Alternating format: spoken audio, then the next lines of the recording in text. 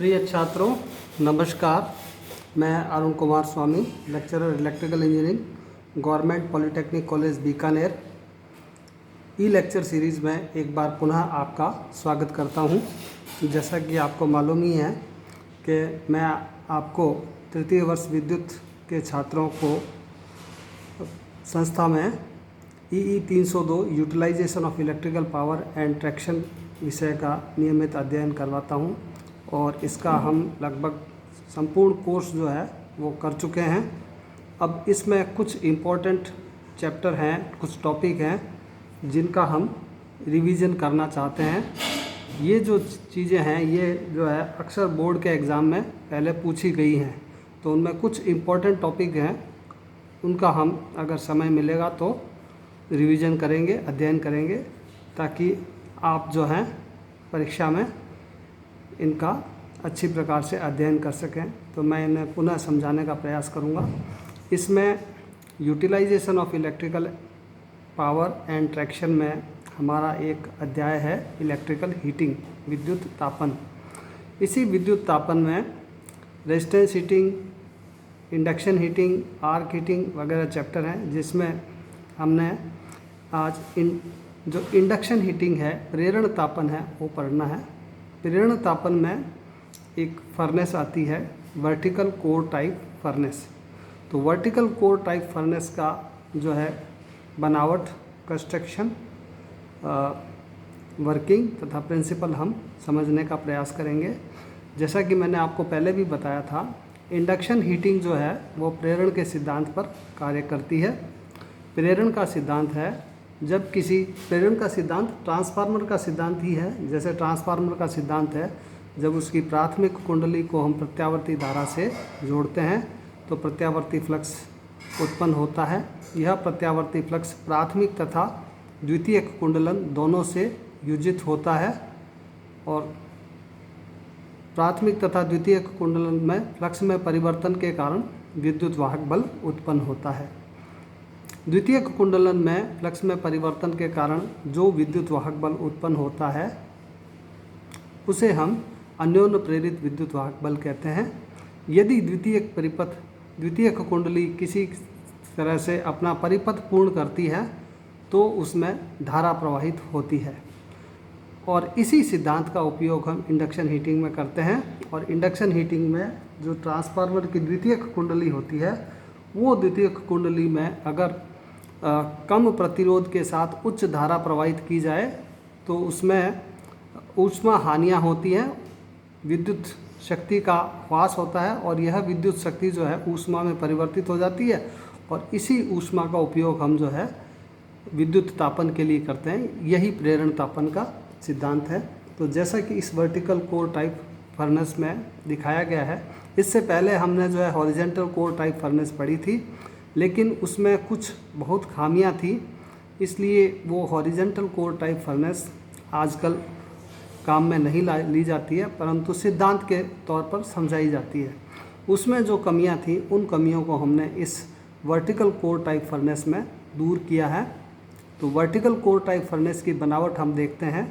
यह vertical core type furnace, जैसा कि आप देख रहे हैं, ये जो है इसका अंदर वाला भाग है। ये जो आपको नज़र आ रहा है, ये अंदर वाला भाग है। इस अंदर वाले भाग में जो है चार्ज रहता है, ये हमारा चार्ज है। ये चार्जिंग डोर है। इस डोर को खोल करके इसके अंदर जो है चार्ज को डाला जाता है, और ये स्पाउट है जिससे चार्ज को निकाला जाता है। ये जो अंदर जो हमें नज़र आ रहा है, ये जो चार्ज नज़र आ रहा है, इसमें हम ये देख सकते हैं कि ये और ये कोर है आयरन की, और ये थ्री फेज ट्रांसफार्मर की कोर के समान ही होती है। और इस कोर में हम देख रहे हैं कि ये इसके बीच में ये इंसुलेशन है, और इसके ऊपर ये जो दो लाइनें का सर्कल नज़र आ रहा है, ये इसकी प्राथमिक कुंडलन है। ये प्राथमिक कुंडलन है। इसके पश्चात ये पुनः जो है हमें ये इंसुलेशन नज़र आ रहा है डॉटेड से, और इसके पश्चात एक नैरो चैनल जो बनी हुई है, वी शेप की जो चैनल है, वी चैनल जिसको हम बोलते हैं, ये नैरो चैनल बनी हुई है। इस नैरो चैनल में ही हमारा चार्ज जो है भरा रहता है। ये जो वी चैनल जो दिखाई दे रही है, इसी में चार्ज भरा रहता है, और चार्ज यहाँ ऊपर तक आता है। चार्ज की क्वांटिटी काफ़ी होती है, लेकिन नैरो चैनल जो है ये वी चैनल बहुत नैरो होता है, इसलिए थोड़े से चार्ज की मात्रा से ही ये चैनल भर जाता है। यानी कि द्वितीयक ये चार्ज जो है, जो नैरो चैनल में जो चार्ज भरा रहता है, यह चार्ज ही द्वितीयक परिपथ का कार्य करता है। और ये जो चार्ज है ये कंडक्टिंग मटेरियल होता है, जिसके कारण आसानी से ये द्वितीयक का कार्य करता है। तो इस द्वितीयक परिपथ को पूर्ण करने के लिए हमने सबसे बड़ी पहली खासियत तो ये है कि हमें कम चार्ज की ही आवश्यकता होती है, चार्ज की मात्रा की कम आवश्यकता होती है। इसके पश्चात हम ये देख रहे हैं इंसुलेशन है, अंदर जो हीट जो डेवलप हो रही है वो हीट जो है वो बाहर की ओर नहीं आए, इसके लिए अंदर इंसुलेशन है। ये इसकी मेटेलिक बॉडी है जो इसको सपोर्ट प्रोवाइड करती है, और ये जो है सेंट्रल आयरन कोर है। तो ये इसकी बनावट है, ये स्पाउट है। ये जो है मशीन की खासियत ये है कि पहले जो हॉरिजेंटल कोर टाइप मशीन थी उसमें प्राथमिक तथा द्वितीयक कुंडलन में जो हमने क्रूसिबल जो लगाया था, या यूँ कहिए कि जो हमारा बर्तन था, वो बर्तन में जो भी चार्ज हमारा रहता था उसमें उसकी शेप इस प्रकार की थी कि उसमें जो है लीकेज फ्लक्स बहुत ज़्यादा होता था। अत्यधिक लीकेज फ्लक्स के कारण उसका पावर फैक्टर भी बहुत पुअर होता था, लगभग जो है 0.2 के आसपास पावर फैक्टर रहता था। तो पावर फैक्टर को इम्प्रूव करना के लिए अतिरिक्त युक्ति की आवश्यकता होती थी। पिंचिंग इफेक्ट उसमें उत्पन्न होते थे, बुदबुदाहट जो जिसको हम बोलते हैं, जैसे कड़ी में उबाल के कारण बुदबुदाहट होती है, वो पिंचिंग इफेक्ट के कारण जो है चार्ज में वाइड फॉर्मेशन होते थे, जिससे चार्ज होमोजीनियस नहीं होता था, अच्छा होता था, और जो है विद्युत परिपथ के ब्रेक होने की संभावना भी रहती थी। चार्ज की मात्रा भी अधिक चाहिए होती थी, और चार्ज की कंटिन्यूटी को बनाए रखने के लिए उसमें या तो उसमें ग्रेफाइट की लाइनिंग बनानी पड़ती थी, या उसमें पहले से ही कोई आयरन की रिंग उसमें छोड़नी पड़ती थी, और चार्ज की मात्रा भी ज़्यादा होती थी। कंटिन्यूस ऑपरेशन के लिए भी वो फर्नेस अच्छी नहीं थी, बैच ऑपरेशन के लिए वो उपयुक्त थी।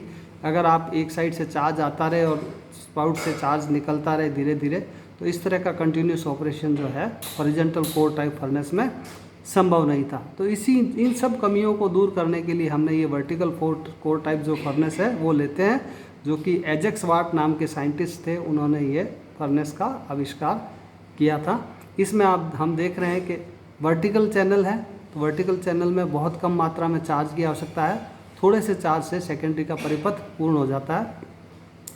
एसी के कारण इलेक्ट्रोमैग्नेटिक स्ट्रेसेस उत्पन्न होते हैं, वो उसमें हॉरिजॉन्टल कोर टाइप में भी होता था। इलेक्ट्रोमैग्नेटिक स्ट्रेसेस के कारण पिंचिंग इफेक्ट, पिंचिंग प्रभाव जो है वो उत्पन्न होते हैं।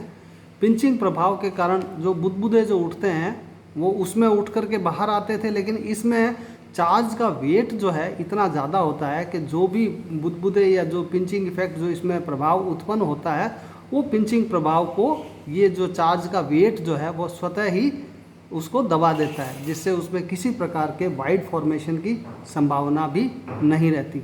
जो हीटिंग इफेक्ट जो आप इस चैनल के अंदर जो उत्पन्न होता है, चूँकि ये सेकेंडरी का निर्माण करता है, चार्ज स्वयं द्वितीयक परिपथ का निर्माण करता है, और जो हीटिंग जो है वो द्वितीयक परिपथ में ही उत्पन्न होगी। जो भी ऊष्मा इसमें उत्पन्न होती है वो जो है ऊष्मा जो है धीरे धीरे चार्ज जब गर्म होता है तो ऊपर की ओर आता है, ठंडा उसकी जगह लेता है। तो इसमें क्या है कि एक ऑटोमेटिक स्टीयरिंग एक्शन डेवलप हो जाता है, या स्वतः विलोडन क्रिया जिसको हम कहते हैं। तो चार्ज जो है इस चैनल के अंदर घूमता रहता है, जिससे हमको अलग से किसी स्टीयरर या विलोडक की आवश्यकता नहीं होती, और चार्ज का तापमान समान रूप से इसके अंदर एक जैसा बना रहता है, जिससे चार्ज की क्वालिटी भी अच्छी होती है। तो ये इसकी कुछ विशेषताएं हैं जिसके कारण हम इसका उपयोग करते हैं। चूँकि इसमें जो है लीकेज फ्लक्स कम होता है, तो पावर फैक्टर भी 0.85 तक इसका उच्च होता है, जबकि हॉरिजॉन्टल कोर टाइप फर्नेस का पावर फैक्टर शक्ति गुणांक बहुत न्यून होता है, लेकिन इसका शक्ति गुणांक जो है उच्च होता है। अब इसकी कुछ विशेषताएं जो हैं हम फिर एक बार देख लेते हैं क्या क्या हैं। जैसे बेटर शेप का मतलब मेटलर्जिकल पॉइंट ऑफ व्यू से इसका आकार जो है वो उत्तम या श्रेष्ठ माना जाता है। इसका आकार मेटलर्जिकल पॉइंट ऑफ व्यू से, जैसे इसको टिल्ट करेंगे तो आप स्पाउट से चार्ज को निकाल सकते हैं, यहाँ से चार्ज डालें, यहाँ से चार्ज को निकालें, तो ये जो है कंटिन्यूस ऑपरेशन के लिए भी श्रेष्ठ है। वो पहले वाली फर्नेस जो हॉरिजॉन्टल कोर थी वो बैच ऑपरेशन के लिए बेटर थी। पावर फैक्टर इसका श्रेष्ठ है, जैसा मैंने बताया कि लीकेज फ्लक्स कम है तो पावर फैक्टर 0.85 तक इसका उच्च हो सकता है। लीकेज रिएक्टेंस कम है, ये मैंने आपको पहले भी बताया कि इसका लीकेज रिएक्टेंस जो है वो कम है। लीकेज रिएक्टेंस इसलिए कम है क्योंकि मैग्नेटिक कपलिंग जो है प्राइमरी और सेकेंडरी वाइंडिंग की वो बहुत अच्छी है। अच्छी मैग्नेटिक कपलिंग होने के कारण जो है लीकेज रिएक्टेंस इसका कम होता है। वॉइड फॉर्मेशन इसमें नहीं होता क्योंकि जो पिंचिंग इफेक्ट के कारण जो बुदबुदे उठते हैं वो चार्ज के वेट के कारण स्वतः ही सप्रेस हो जाते हैं, तो जो इसमें वॉइड फॉर्मेशन नहीं होता। लेस चार्ज इज रिक्वायर्ड, इस सेकेंडरी परिपथ को पूर्ण करने के लिए थोड़े से चार्ज की आवश्यकता होती है। थोड़े से चार्ज से ही वर्टिकल पाथ जो है वो पूर्ण हो जाता है। सेकेंडरी पाथ जो है वो कम चार्ज के साथ में ये कंप्लीट कर लेता है, ठीक है। हायर एफिशिएंसी, इसकी दक्षता जो है वो हॉरिजॉन्टल कोर टाइप फर्नेस की तुलना में इसकी दक्षता अधिक है। दक्षता से मतलब है कि जितना हम इलेक्ट्रिकल एनर्जी देते हैं उससे अधिक मात्रा में हमको जो है आउटपुट मिलता है, जो चार्ज पिघला हुआ चार्ज की मात्रा हमें अधिक प्राप्त होती है। यह जो है जो हॉरिजॉन्टल कोर टाइप फर्नेस थी वो कोर टाइप फर्नेस में ज़्यादा लीकेज रिएक्टेंस जो है होने के कारण जो है उसको लो फ्रीक्वेंसी पर ऑपरेट करना पड़ता था। 10 या 15 या 25 हर्ट्ज तक अपन उसको ऑपरेट करते थे ताकि पावर फैक्टर को नियंत्रित किया जा सके। परंतु इसकी जो है मेटलर्जिकल पॉइंट ऑफ व्यू से भी और इसका जो सेकेंडरी को पाथ करने के लिए नैरो स्पेस की ज़रूरत है, बेटर जो है मैग्नेटिक कपलिंग है, अतः हम इस फर्नेस को पावर फ्रीक्वेंसी यानी कि 50 हर्ट्ज पे भी आसानी से उपयोग में ले सकते हैं। प्रोडक्ट चूँकि इसमें स्टीयरिंग एक्शन ऑटोमेटिक है तो उसके कारण जो है प्रोडक्ट होमोजीनियस होता है और स्वतः विलोडन प्रक्रिया इसमें होती है, जिससे अलग से किसी विलोडक की आवश्यकता नहीं होती। कंटिन्यूस ऑपरेशन के लिए जो है ये श्रेष्ठ है। तो ये थी हमारी induction furnace, vertical core type induction furnace या एजेक्स वाट इंडक्शन फर्नेस। यह इंडक्शन फर्नेस जो है अक्सर बोर्ड के एग्ज़ाम में पूछी जाती है, तो इम्पोर्टेंट है। तो मेरा आपसे निवेदन है कि आप इसे ध्यानपूर्वक इसका अध्ययन करें। धन्यवाद।